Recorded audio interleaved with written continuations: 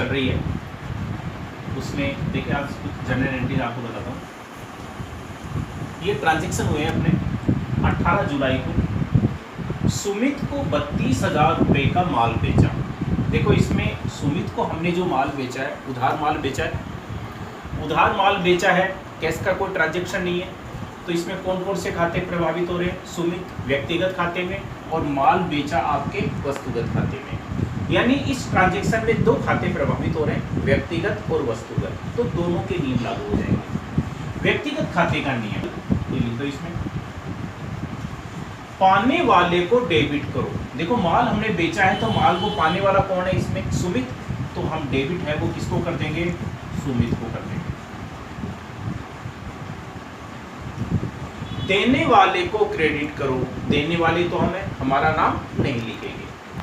फिर है वस्तुगत खाते का नियम, जो वस्तु आती है उसे डेबिट करो। आप कुछ नहीं रहे, अगर कैश में माल बेचा होता तो कैश आता, जो वस्तु जाती है उसे क्रेडिट करो। माल जा रहा है यानी कि माल बेचा है, बेचने को क्या बोलते हैं? सेल्स। इसलिए क्रेडिट भी हम किसको करेंगे? सेल्स को करेंगे, टू सेल्स अकाउंट। तो नरेशन आपके हो जाएगा गुड्स सोल्ड टू सुमित 32,000।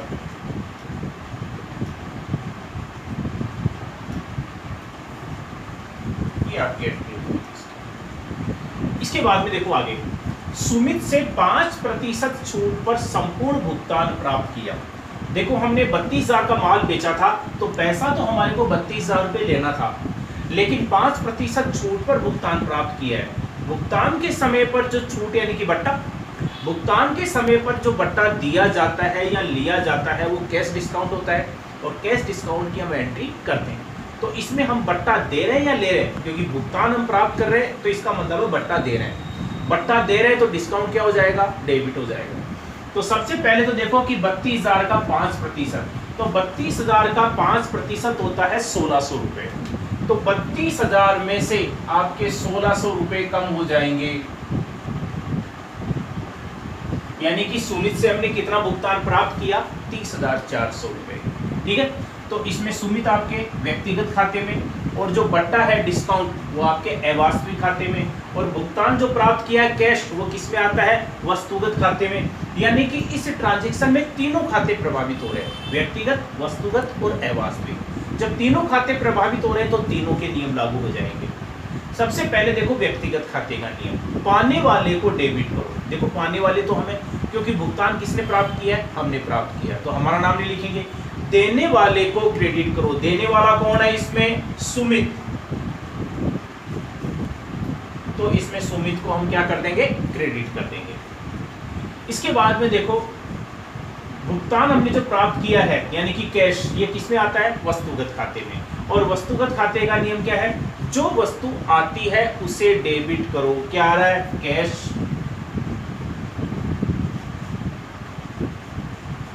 तो कैश को हम डेबिट कर देंगे। अच्छा कैश कितना आ रहा है? 30,400। और जो वस्तु जाती है उसे क्रेडिट करो। जा तो कुछ नहीं रहा है। अच्छा छूट है इसमें, बट्टा हम दे रहे हैं। अवास्तविक खाते के नियम के अनुसार समस्त हानि खर्चों को डेबिट करो। डिस्काउंट है इसमें क्या हो जाएगा? डेबिट हो जाएगा। तो डिस्काउंट हमने कितना दिया है? 1,600 रुपये। अच्छा सुमित को हम क्रेडिट करेंगे कितनी राशि से? 32,000 से, क्योंकि सुमित से हमारे को 32,000 रुपये लेने थे, उसमें से 30,400 रुपये प्राप्त किए, 1,600 रुपये का हमने बट्टा दे दिया। ठीक है, ये एंट्री आपकी हो जाएगी। नरेशन हो जाएगा, amount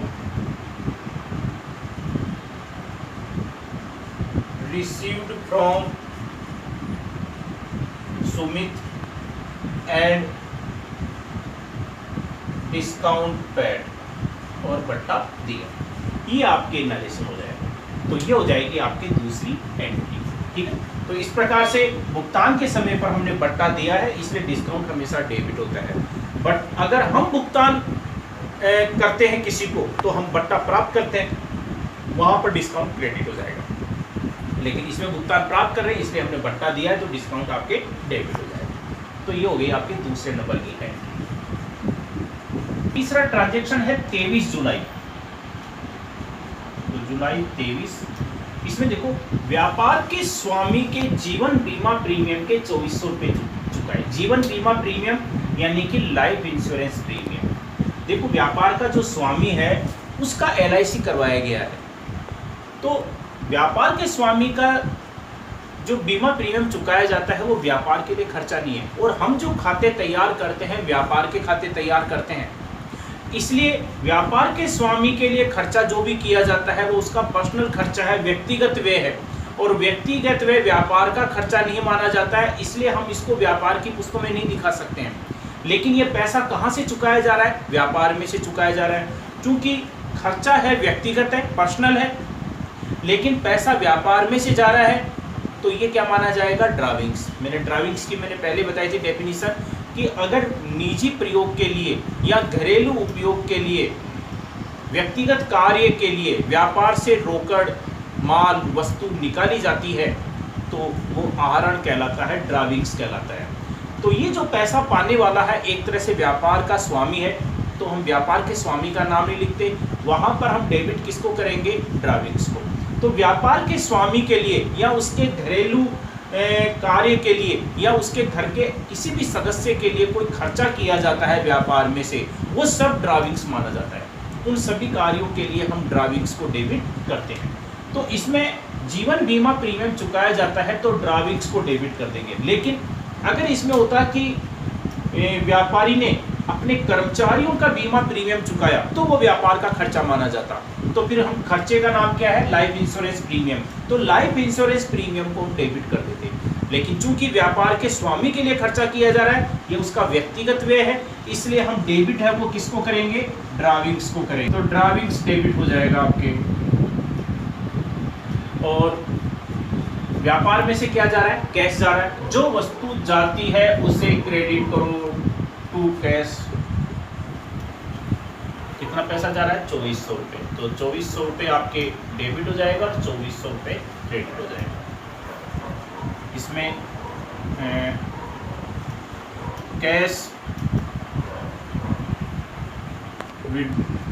for personal use,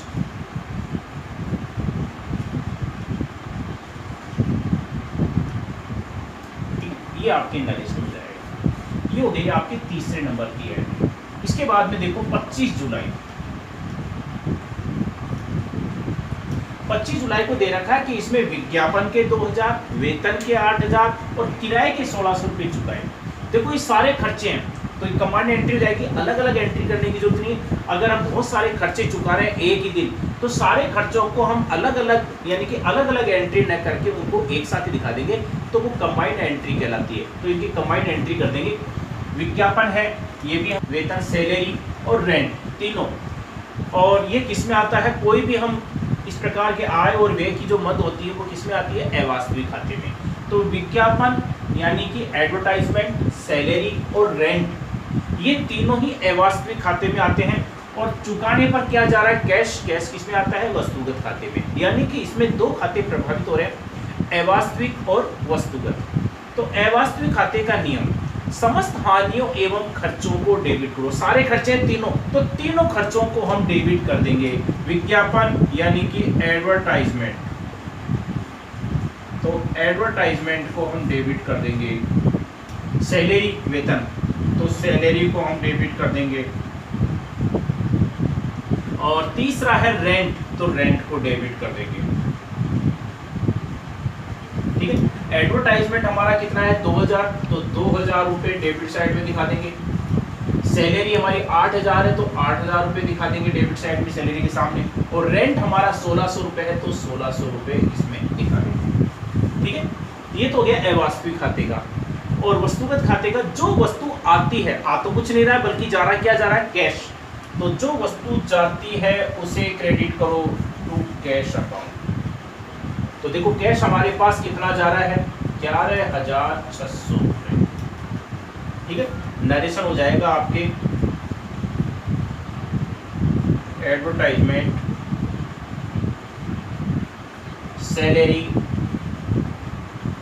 and rent paid, विज्ञापन, वेतन और किराया चुकाया। ठीक है। ये ये इसका नरेशन हो जाएगा। तो ये हो गई आपकी इसकी एंट्री। देखो ये एक एंट्री है 30 जुलाई को 10% व्यापारिक बट्टा और 2% नकद बट्टे पर 16,000 रुपए का माल क्रय किया। देखो व्यापारिक बट्टा डायरेक्ट माल के विक्रय मूल्य में से कम कर दिया जाएगा और नकद बट्टा है वो भुगतान के समय पर दिया जाता है। तो इसका मतलब है कि हमने जो माल क्रय किया है नकद में खरीदा है, नकद में खरीदा है तो सबसे पहले तो हम क्या करेंगे, व्यापारिक बट्टा कम कर देंगे। माल का जो मूल्य है वो कितना है 16,000, तो 16,000 का 10% कितना होता है 1600 रुपये। तो पहले इसमें से 1600 रुपये कम कर दो तो कितना बचा आपके 14,400। यानी कि हमने जो माल खरीदा है वो 16,000 का नहीं खरीदा है, वो कितने का खरीदा है 14,400 का। माल का मूल्य तो 16,000 था लेकिन हमारे को 10% व्यापारिक बट्टा ट्रेड डिस्काउंट मिल गया। व्यापारिक बट्टा मिलने के कारण हमने जो माल क्रय किया उसका पेमेंट 14,400 रुपये का करना पड़ेगा। लेकिन चूंकि हमने नकद भुगतान किया है इसलिए 2% नकद बट्टा और दिया जाएगा। अच्छा ये 2% नकद बट्टा है वो किस पर दिया जाएगा 14,400 रुपये पर, क्योंकि व्यापारिक बट्टा तो पहले कम हो जाएगा। व्यापारिक बट्टा कम करने के बाद में जो अमाउंट आता है उसी पर नकद बट्टा दिया जाता है। तो 14,400 का 2% है वो नकद बट्टा होगा आपके, तो इसका हो जाएगा आपके 288 रुपये। ये 288 रुपये है, ये क्या हो जाएगा आपके कैश डिस्काउंट। अब कैश डिस्काउंट हो जाएगा तो अब देखो इसमें 14,400 उसमें से 288 रुपये का तो हमारे को बट्टा मिल गया, तो 288 रुपये इसमें से कम कर दो, बाकी राशि का ही हमारे को पेमेंट करना पड़ेगा। तो 288 रुपये इसमें से लेस कर दो, 14,112 रुपये। यानी कि हमने जो माल क्रय किया है वो 14,400 रुपये में खरीदा है और चूंकि हमने नकद भुगतान कर दिया है इसलिए 2% हमारे को कैश डिस्काउंट और मिल गया। तो कैश डिस्काउंट 288 रुपये हम कम कर देंगे तो अब हमारे को कितना पेमेंट करना पड़ेगा 14,112। अब 14,112 रुपये है, 14,112 रुपये ये आपके पेमेंट है और डिस्काउंट है वो कितना है आपके 288 रुपये और टोटल पेमेंट है वो कितना करना था 14,400। ठीक है, अब हम इसकी एंट्री कर लेंगे। तो देखो एंट्री देखो इसकी, इसमें माल खरीदा है वस्तुगत खाते में आता है, जो वस्तु आती है उसे डेबिट करो। माल आ रहा है, माल हमने खरीदा है तो डेबिट किसको करेंगे परचेज को। जो वस्तु जाती है उसे क्रेडिट करो। देखो कैश जा रहा है, नकद भुगतान किया है हमने, नकद माल खरीदा है तो इसमें कैश जा रहा है। दूसरा इसमें नकद बट्टा है, बट्टा हम ले रहे हैं या दे रहे हैं। देखो हम भुगतान कर रहे हैं तो बट्टा हमारे को प्राप्त हो रहा है और बट्टा प्राप्त हो रहा है तो अवास्तविक खाते के नियम के अनुसार हमारे लिए आय है और आय और लाभ की जो मद होती है उसको हम क्रेडिट करते हैं। तो डिस्काउंट है वो क्या हो जाएगा इसमें क्रेडिट हो जाएगा टू डिस्काउंट। तो देखो इसमें माल हमने जो खरीदा है टोटल 14,400 रुपये का खरीदा था, उसमें से नकद भुगतान है वो कितना किया है 14,112 रुपये और डिस्काउंट का अमाउंट है वो कितना हो जाएगा 288 रुपये। ठीक है, नरेशन आपकी हो जाएगा goods purchased and discount received. ठीक है, ये आपके नरेशन हो जाएगा। तो ये आपकी एंट्रीज हो गई। कुछ एंट्रीज मैं आपको करने के लिए दे रहा हूँ, वो आपको एंट्रीज है वो करनी है। देखो ये कुछ एंट्रीज है वो आपको शुरू करनी है। पहला, कमल ने 1,50,000 नकद, 10,000 रुपये का फर्नीचर और 60,000 रुपये का माल लगाकर व्यापार प्रारंभ किया। दूसरा, 5 जुलाई, विकास को 10% बट्टे पर 20,000 का माल बेचा। फिर विकास ने 2,000 रुपये का माल वापस किया। विकास से पूर्ण भुगतान में 16,000 रुपये प्राप्त किए। फिर नरेंद्र से 12% व्यापारिक बट्टे पर 50,000 रुपये का माल खरीदा। और आगे वाली 14 जुलाई, नरेंद्र को 4,000 रुपये का माल वापस किया। और लास्ट 16 जुलाई है, नरेंद्र को 5% नकद बट्टे पर पूर्ण भुगतान किया। ये एंट्री आपको सोल्व करनी है, फिर मैं आपको कल बताऊंगा इसको आपने कैसे सोल्व किया।